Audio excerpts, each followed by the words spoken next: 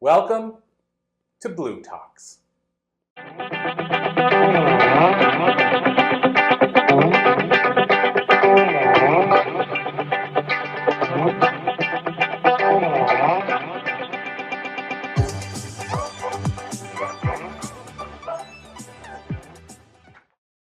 Well, thank you guys so much once again for joining us for another amazing interview. I'm super stoked. I have to say, it's interesting. Well, don't say amazing until we start the interview, because you could be disappointed. I set the bar low, so then if we exceed it, then it's like, oh, you did a great job. Okay, there you go. Yeah. So you heard it here first. I was actually going to say I try to manifest amazing, but let's go with your route because I like it. It sets the tone a lot easier, and I don't have to put any pressure. Keep the expectations down. I love it. Well, and I was going to say, so my first question, because I'm sure this happens, and this is kind of diving right in, but how many people, when they're about to introduce you or talk to you, say David? Does that happen? No, not really when people are going to introduce me, but all the time on the street. Everybody's, oh, David, how is it? It's one character, but okay. The reason I say it is because I was going to ask you to start things off about that role. Yeah. And then because I was going to ask you about that role, I was going to. I love the Canadian stuff comes in. Can you tell I'm actually Here from you go, ooh, Canadian. Ooh, okay. Yeah. There's a few Canadians in the room, and you can tell. Okay. But yeah, I was going to start off with the saying about David, and then I was thinking, I wonder how many people actually say, David, I got a quick question. Yeah. So here's my question on that, Brian, is that role. Yeah.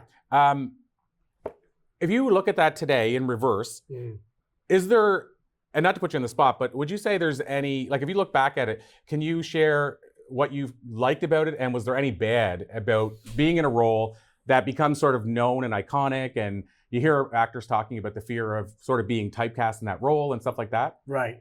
So that's an understandable fear. I get that. I mean, for what it is we do as actors, it's important that people believe every character that you do. And when you do something that is that people attach themselves to and just reference you as, it's sometimes hard to get out of that. I mean, I think that's the work then of an actor, is to be that believable in every character that you play, in every part. So 90210, David Silver becomes one of many things.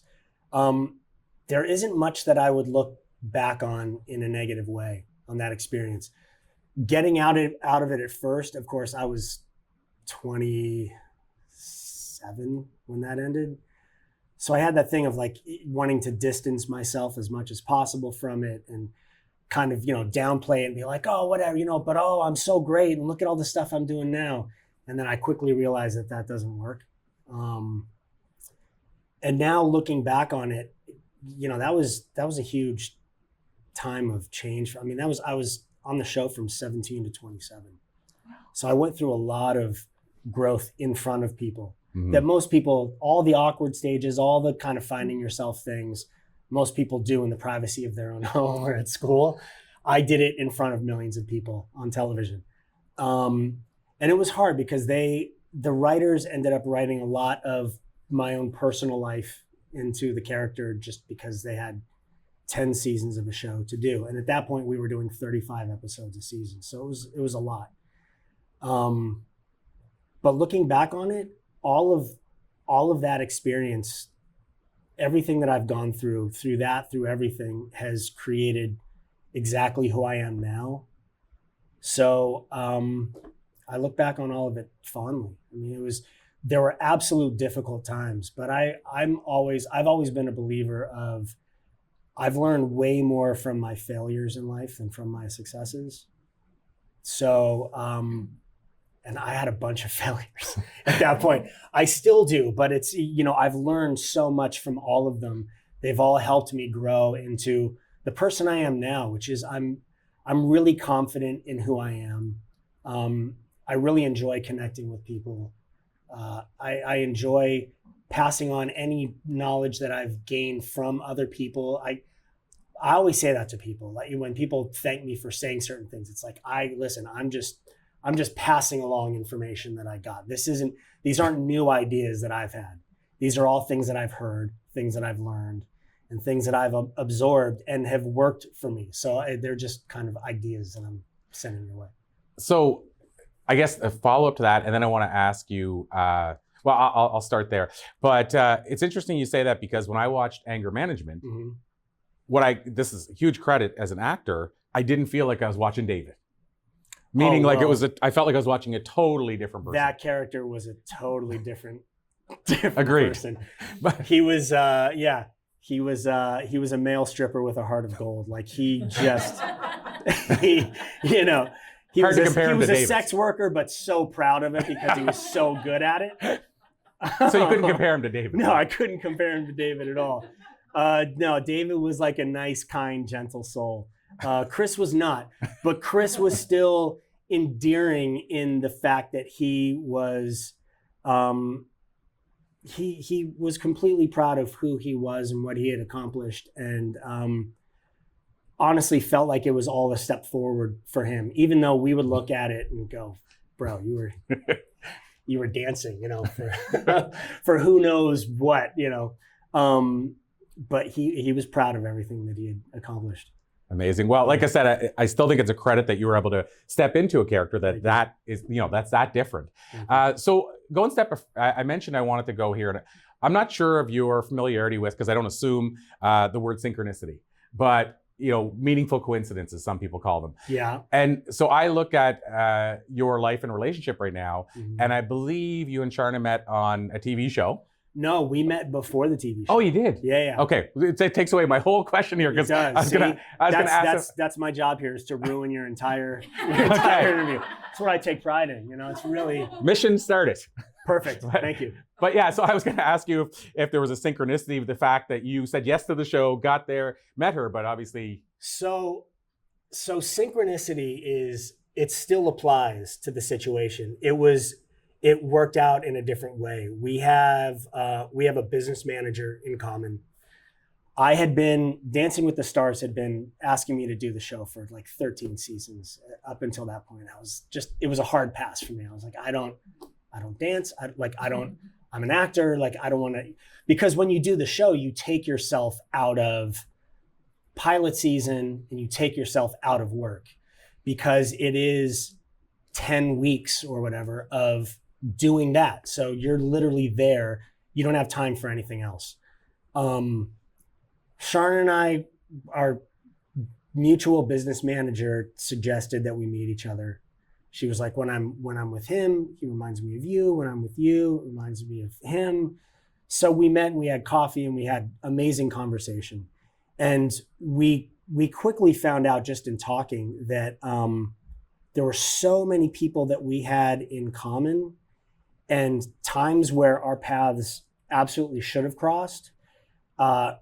There was the last time that they had offered me the show and I passed on it, the person that they then hired to do the show was Sharna's dance partner on the show. So would have been me instead of him if I had done it. But neither one of us was really in a place where we were ready for each other. It takes that preparation, She had been single for 5 years and she had been really in therapy and working on herself. I had been divorced for 2 and had really just made it a mission of, for me, it was a crash course. And like, okay, I'd come out of neurological stuff. I had a 4.5-year recovery from that, which was pretty traumatic. So coming out of that, I was really in a place of, I want to figure out who it is I am and what it is that I do that doesn't work and fix it. I'm coming up on 50. And I don't want to have a relationship like the ones that I've had anymore. I don't want to have a relationship with myself that I've had up until this point. I don't want to have the relationship that I've had with friends where it's, not having communication skills, not really knowing how to truly be there for people. It affects the quality of the bond that you create with someone. So I was in therapy working on that, and she had really been in therapy and manifesting all sorts of things. And so when we met each other, we were ready for it. She was much more ready for a relationship than I was because she had been single for 5 years. But she was great. She understood that, and she allowed me to take it as slow as I needed to really be in it and trust it and know that I was ready for it. And it's been amazing. So yeah, there's, you know, things being in line with each other. It's a different route than we were both doing the show together. The show ended up, we joked when we first met, we were hanging out. We were like, we'll never do the show ever. And then it was COVID. And so there was nothing going on. And the show was like, hey, do you guys both want to come and do it? Like, obviously you'll be a couple on the show. And I was kind of sitting there. I was like, why not? Like, what do I have to lose? I know nothing about her industry. She's been dancing her entire life. I would go with her out of town to things, and she would dance, and she'd come to me afterwards and be like, you know, what'd you think? And in my mind, I was like, oh, you know, you're great. So what do you need to hear it from me for? Like, you know, you've been doing this your whole life. And then go do the show and realize how much goes into it. And now I watch her and other dancers, and I go, man, it's amazing what you do. Wow. So speaking of you guys working together, yeah. So how we got connected was through somebody who's become a good friend of mine, Randy Spelling. Yeah. And so Randy, you and Sharna did a podcast together. Yeah. So you got a chance to work together again. Yeah. I mean, I know you already worked together in the show, but first I would like to ask what it's like working together. But secondly, what was the experience doing the podcast called Oldish? Yeah. We're still doing the podcast. You spoke about it like we're done, and we're not. Fair enough. So let me just straighten that out right away. So Randy, I had seen on Instagram, because I mean, when Randy and I were hanging out was back when we were doing 90210, and he was young. He was 12 when I first met him. And I started seeing these things on Instagram. I don't follow many people on it, but I followed him, and he's a very positive, uplifting, motivational person.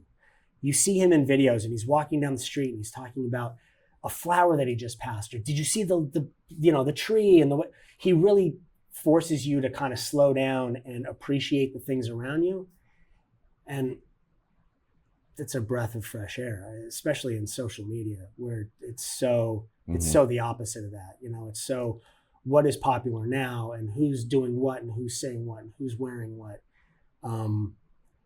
So I randomly had an idea of this podcast, and I had it because the experience of a radio show called Love Lines popped into my head.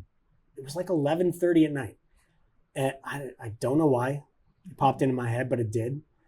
And I used to do it. I did it probably a dozen or so times, because the K-Rock studios were in Burbank. I lived in Burbank, so I was kind of a last minute when I guess nothing else worked out for them. They were like, "Oh, call Brian, he'll come in." And so I did. I'd always come up and I'd sit down. I'd like bring people from the show or whoever I was hanging out with, and they were great. And it was Adam Carolla and Dr. Drew at that point. So so I had this idea of like, because I'd done a podcast before, and I thought it'd be really fun to kind of bring that format into podcasting. And right away, I thought Randy's the guy. Like, Randy to me he embodies what Dr. Drew did. You know, he was this positive, he was this ray of sunshine in a world that is difficult to navigate sometimes. So I'd been speaking to this woman, Amy, up at iHeart about it. And she said to me, she was like, well, do you think Sharna would do it? And I said, you know, what's really funny is I told Sharna about this idea, and she was like, oh my God, I'd love to be a part of that. So I said, I think she'll do it. So I spoke to Sharna. She said yes right away. We were in development on it for about 8 months. And we're doing it now, and we're having a great time. It's really amazing to have guests on that are authorities in their field. I mean, they know what they're talking about. So we can have these enlightened, oldish kind of conversations where, you know, we use the word oldish as it's not necessarily an age. It's that point in life where you decide that you want to step out of the selfish box a little bit, and you want to hear other people's ideas and their opinions, and you want to be a part of the bigger conversation, and you want to better yourself, and you want to better the people around you. So it's a different, it's just a different angle in looking at the same conversations, just a different take on them, just a different point in life. And we've had an amazing time. I mean, we've had people that have dealt with immense grief. We had a sex therapist on that was insane, because it's just conversation that, you know, makes you blush until you're in it long enough and you're like, okay, so this is normal now. I'll say all these words, like I'll talk about all of this, you know, it's what it is. But it's been amazing. The podcast is super fun. We're having a great time doing it. We're getting ready to wrap up our season 1 on it, and then season 2, we're going to start doing video as well, so people can watch it, not just listen to it. Amazing. Because listening is tough to do. Like I understand that for people, finding time to sit and listen to something while you're driving or what it is, it's tough because there are so many things out there. But I think if you get a chance to watch something more like it is a talk show almost, people take the time to do it, and they'll take a Saturday and they'll go, yeah, let's catch up on the oldish episodes we missed. You know. Love it. So, a question I want to ask you, which I call the time machine question. Yeah. And this is a question I mentioned. We're working actually on a documentary around this question. We've asked so many people this amazing question. Well, I shouldn't say amazing question. The pressure that you're putting on this right now. Yeah. Fingers crossed it goes well.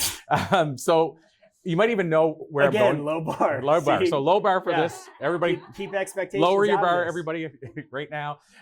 So the question, the time machine question, it probably explains itself, but really it's just, if you could jump into a time machine, go back and talk to a younger Brian, based on what you've learned in the years since, what do you think you might tell younger Brian?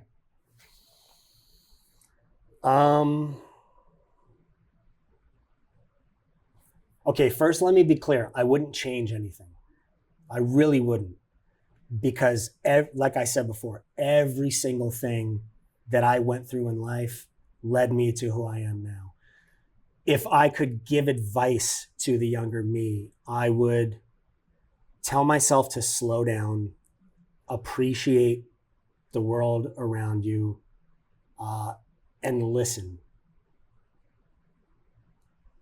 Just listen to people. I was in such a place when I was younger because I didn't grow up in a household that was super big on like healthy debate around the dinner table. We wouldn't sit and we'd all share our opinions and joyfully, you know, while what you see in films now. It was very like my parents, who did an amazing job, but they were very much like, this is what we learned. This is what it is. This is the best way to do something. Your way, not good. Like, just stop doing that. Do it this way. So I grew into a person who was very quick to defend myself. Mm-hmm. And I would feel my blood almost boil if somebody had an opinion that was different from mine, because I felt like I need to get in real fast. I need to give them my opinion, and then I need to get out before they can counter it with anything, you know? And I hated that about myself. I hated it. So that was one of the big things that I worked on in therapy, was that. And I think that just in raising kids, if you keep in mind that you're raising adults, they're only kids for a short window of time. And then you want them to be healthy adults. What does that mean? You want them to take pride in who they are. You want them to be proud of who they are. You want them to fiercely protect their opinion and feel like, my opinion is mine and I own it and it's fine.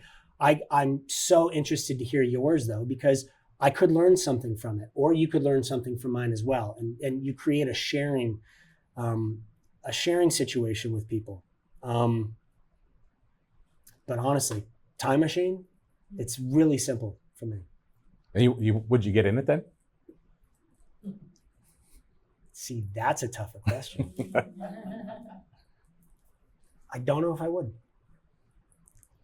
I know I wouldn't. And when I ask that question, most people say they wouldn't, because if you believe the butterfly effect, as you said. Yeah. You're not sitting here now. You're not in the life you have. Don't have the same children. Everything changes. Yeah.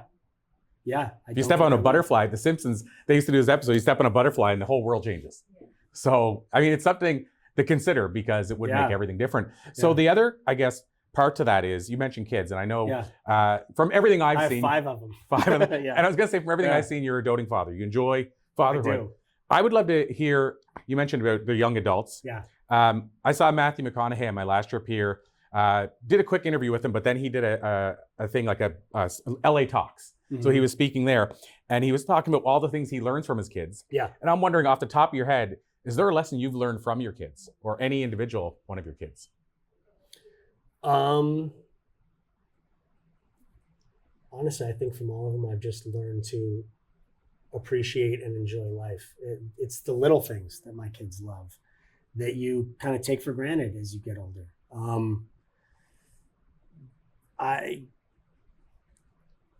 Shopping for clothes and, walking outside and playing outside and having friends over, like just the joy in sitting and having popcorn, or like when we do family meals and we're all around the table with no devices, no TV, no anything.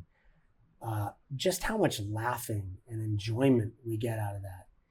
And I think my kids, as fast paced as my life can be with them, my life slows down immensely because of them. I just appreciate what's around me. I go with my kids to different after school activities that they have, or to school activities, to plays, or they'll do like reading fairs or things like that at school. And it's so nice to be there and see their enjoyment in it and how happy they are that I'm there, the look in their eyes. I love being a parent. I think being a father or a mother and then being a parent, they're 2 different jobs.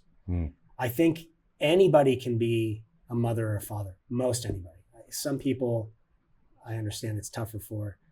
Being a parent, though, that is the work. That is getting up early in the morning, getting the kids ready for school, doing homework when they get home, making sure that everything, that the dinner is all set, making sure that their after school activities happen. It's the life. It's taking care of them and their life that is the work. Parenting is a thankless job for the most part. Mm-hmm. My kids don't appreciate it at this point. They're like they're still, can I get a hot dog, or can I get soup or whatever? They don't think, like in the morning when I go, okay, let's have breakfast, and they all have different things. I want a cheese omelet. I want it's like, what do you think you are? In a restaurant? Yeah, right. What is this? Did you see like a Denny's sign on the house? Or like, the menu on the wall. Right, totally. Like IHOP or something. So it's thankless, but it's, for me, I know that at the point when they step out into the world as adults, they'll remember all of this and these experiences, and these are the things that will shape their lives moving forward without me in it. My oldest son is 22, and he literally, I can barely get him on the phone. Because he's 22. I have those moments where I'm like, God, what's taking him so long to text me back, or and then I'll stop for a second. I'll go, when I was 22, the last people on the planet I wanted to talk to were my parents. So I try and understand it as much as I can. But my son is Cassius. He's an amazing man. He really is an incredible human being. He's incredibly kind, thoughtful. He's a generous member of society. And that's all I could ask for in whatever it is that he wanted to do, whether he wanted to be a professional carpet layer or set designer or clothing designer. It's just be a good person while you're doing that. I don't care what it is you want to do. Just be a positive member of society while you do it. So down to the last few questions. One I wanted to ask is now this one, not mean to put you on the spot, but I'm curious from an outside perspective. Yeah. But oh, you hear the Canadian again, right? Yeah, See, now that I pointed it out, everybody's gonna hear it. That's all they'll hear. Yeah. So like everybody, right? I'm online different times, and I saw the story with Ian. The bikers. Ian.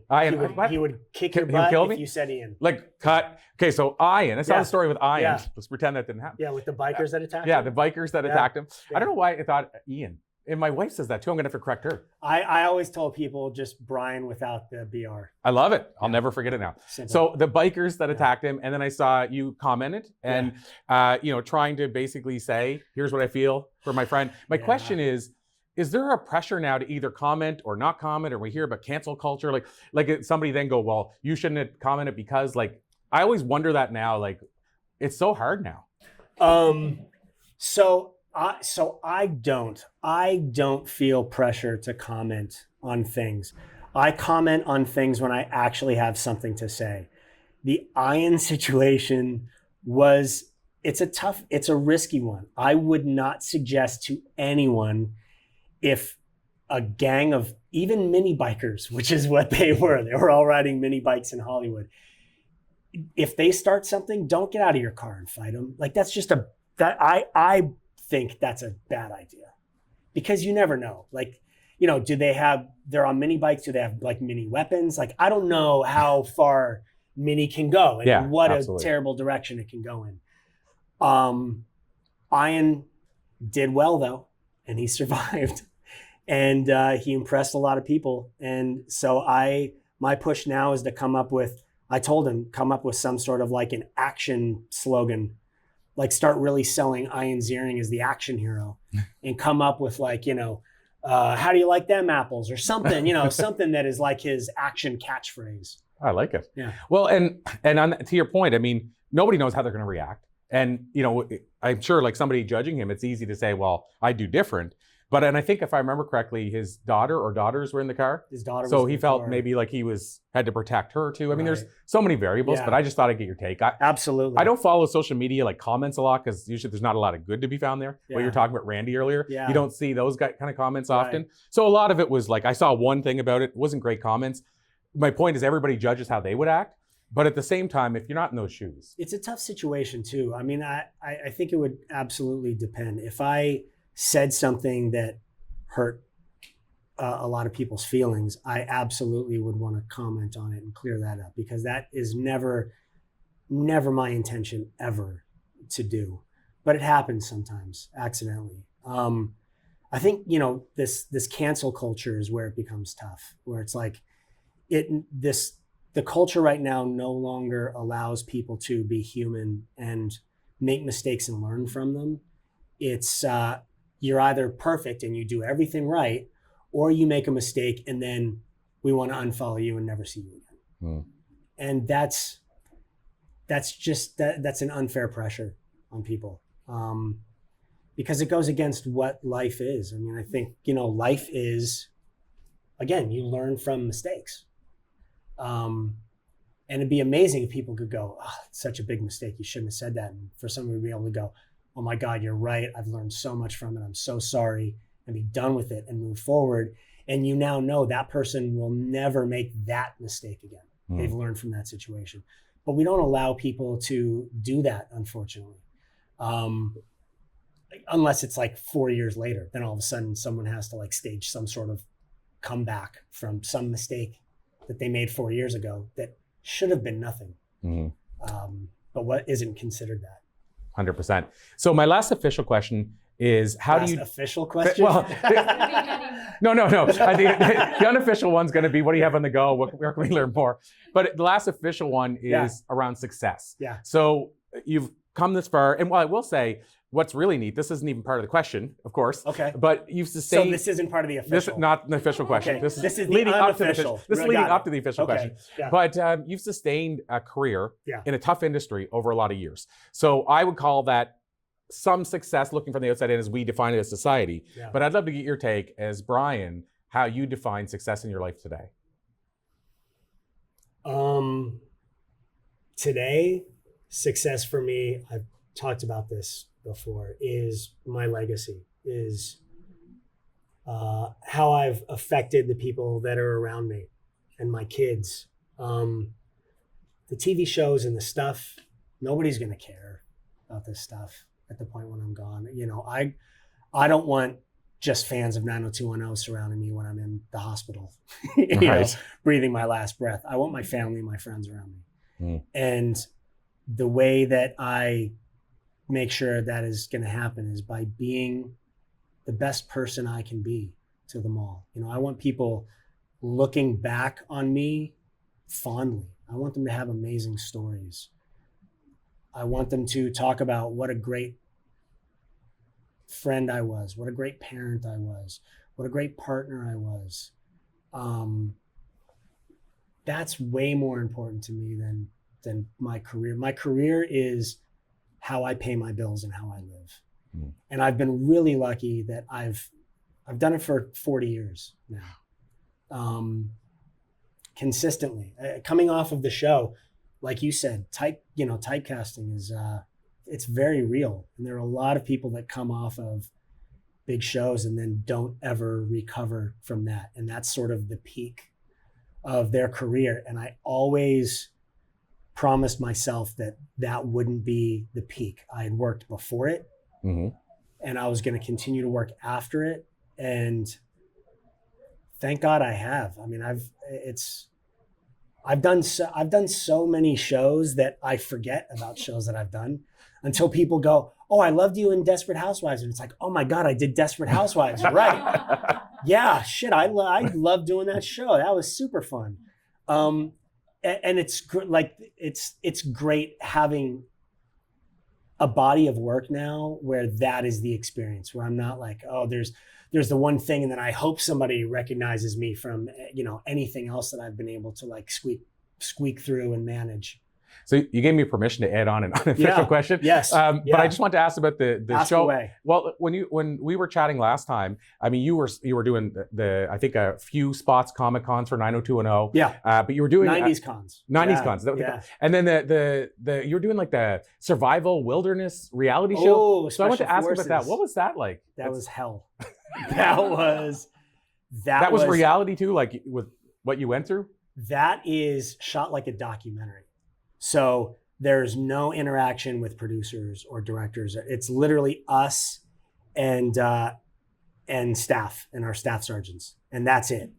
And they control everything within your day, up to the lights. Like there was no light switch in our barracks where we slept.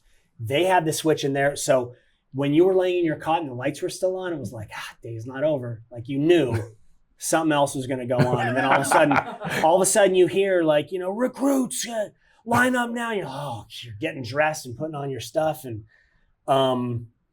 it was, I always tell people that the challenges and being yelled at and all of that, I could have done that. I could have done that for it's only an 8-day thing, which sounds like nothing. It's like, oh, I can do tough challenges for 8 days and get yelled at. Like I'm strong enough.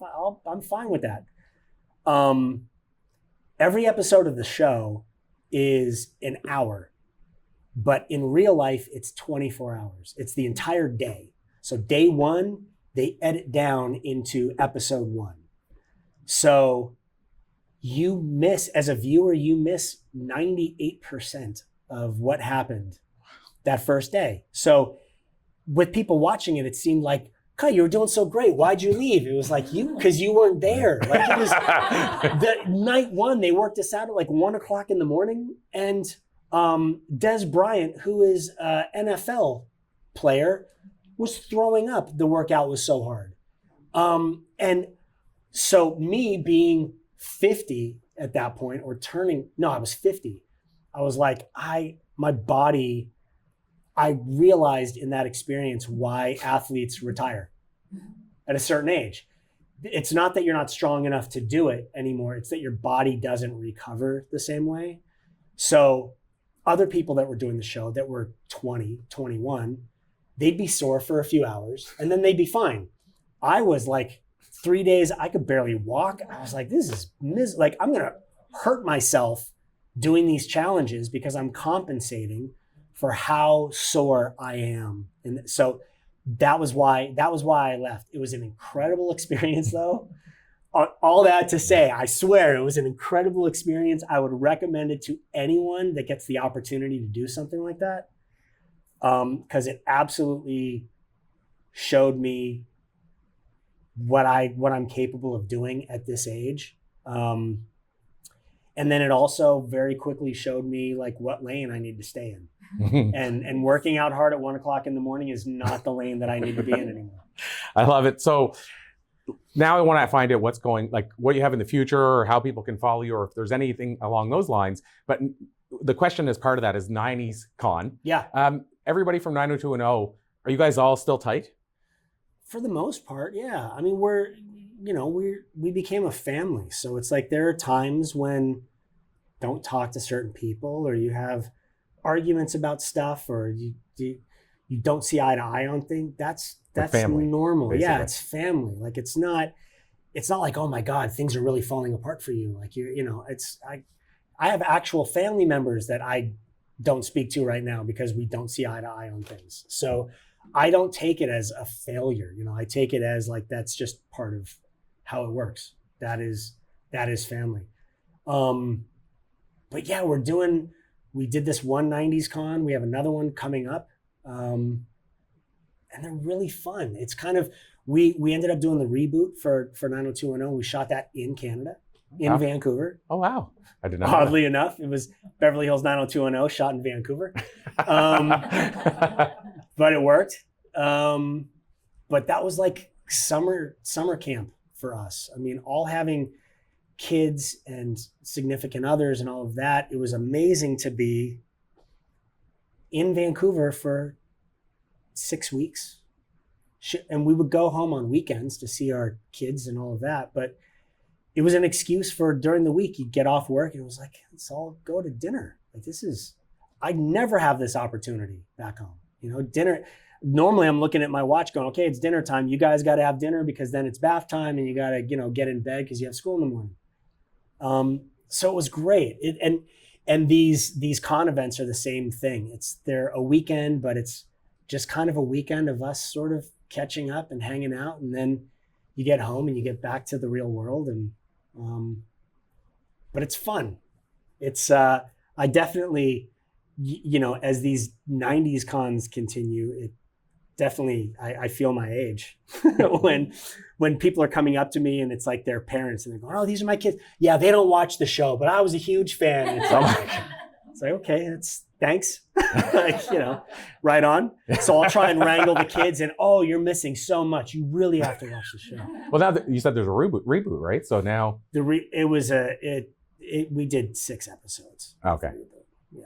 But still, you can now say to the kid. I can't promote that now. That whereas you spoke about Oldish, like that was done, it's not, but the reboot is done. Got it. That's finished. Okay. So, but eventually you could say to those kids that are there, you got to check out the reboot. Sure. You'll get a whole new group of fans now. Yes, I hope so. That's amazing. Yeah. And so future stuff, that was the last question basically. Future stuff, I honestly don't plan it. I am kind of in the moment of when things happen. I read things. I don't love reading. So if they pique my interest when I'm reading them, I go, there's something to this. But otherwise it's funny when you've been working in the business as long as I have, most of my jobs now come from other jobs that I've done or other people that I've worked with. So it's not like new actors going in and auditioning for things and trying to book stuff. I usually get a call from the writer or the producer or the director or somebody else that's already cast in something like, hey, you want to come in and play? Or I'm strangely written into things because people know my name, I guess. I don't know. I still don't understand that. But yeah, it's kind of the work that I've done now be getting work. So I'm just sort of in it. Like I'm at home, I'm a DIYer, I'm a parent. So that is my number one concern right now. And then when work stuff comes up and it works out, it's like, oh, cool. Yeah, I'll be in Santa Monica shooting something, or I'll be in Spain shooting. I'll see you guys in 4 weeks, or we figure it out. We make it work. Wow, I totally can appreciate that. My family's here with me, 6 years old, 3 years old. Tell me it gets easier though. It does get easier. Okay. Yeah. Heidi, who's here with us, has actually watched the two of them while we were doing stuff. Yes. And she's experienced Heidi, who picked me up in an Uber, by the way, because I was at the opposite side of the campus. Yeah. I parked and I was like, "Hey, where are you guys?" And she was like, "We'll come in an SUV to get you." She's like standing on some corner, just feeling like an asshole. Just so you don't feel too bad. I'm like, "I'm here, I swear. Like I'm not late because I don't care about this." Well, just so you feel better on that, we had Louis Lombardi, who was at, Sopranos 24. Yeah. And so he was here and he shared it in front of our interviews, so I can share this. But same deal. He got, I don't know where he was, but he got to a spot and he called Heidi. He said, "I'm sitting here." And he said, "I called the Uber," and the Uber went and picked him up here. Yeah. And they used the address he put in and they went like this and they went, "All right, you're here." They turned him around a cul-de-sac. So ultimately she had to go pick up him too. And he was here, he was sweating. He was oh, it's so embarrassing. It's so embarrassing. But it happened to Louis too. It's when you know it's a big campus, when you're like, "I'm lost on the campus." And an Uber has to come pick you up because it's too far to walk. But it's a story now for the future. It is a story. Awesome. Yeah. Brian, Austin Green, an absolute pleasure. Hope you guys enjoyed this as well. Thank you so much. Can't wait to see the future. To be continued. Yes. Awesome. Thank you. Thank you. Perfect. Crushed it.